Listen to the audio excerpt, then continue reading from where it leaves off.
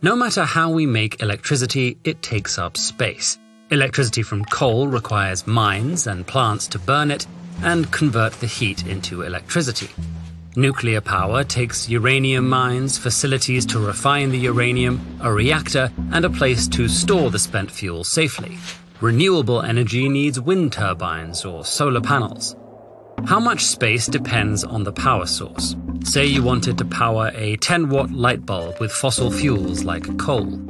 Fossil fuels can produce up to 2,000 watts per square meter, so it would only take a credit card-sized chunk of land to power the light bulb. With nuclear power, you might only need an area about the size of the palms of your hands. With solar power, you need at least 0.3 square meters of land, twice the size of a cafeteria tray. Wind power would take roughly 7 square meters, about half the size of a parking space, to power the bulb. When you consider the space needed to power cities, countries, and the whole world, it adds up fast. Today, the world uses 3 trillion watts of electricity. To power the entire world with only fossil fuels, you'd need at least about 1,200 square kilometers of space, roughly the area of Grand Bahama Island. With nuclear energy, you'd need almost 4 times as much space at a minimum, roughly 4,000 square kilometers, a little less than the area of Delaware.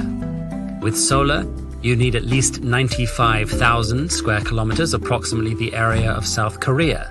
With wind power, you'd need 2 million, about the area of Mexico. For each power source, there's variability in how much power it can generate per square meter, but these numbers give us a general sense of the space needed. Of course, building energy infrastructure in a desert, a rainforest, a town, or even in the ocean are completely different prospects. And energy sources monopolize the space they occupy to very different extents. Take wind power. Wind turbines need to be spread out, sometimes half a kilometer apart, so that the turbulence from one turbine doesn't reduce the efficiency of the others. So, much of the land needed to generate wind power is still available for other uses.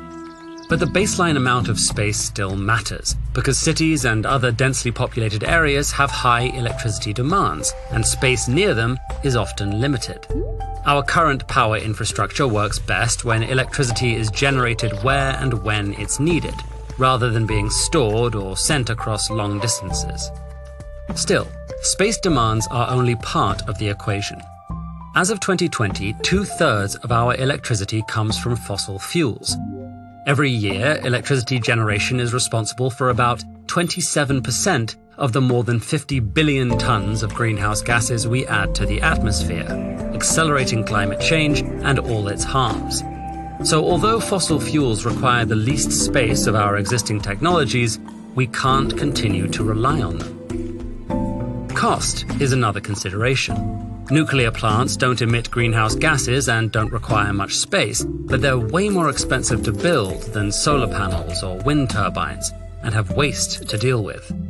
Renewables have almost no marginal costs. Unlike with plants powered by fossil fuels, you don't need to keep purchasing fuel to generate electricity. But you do need lots of wind and sunlight, which are more available in some places than others.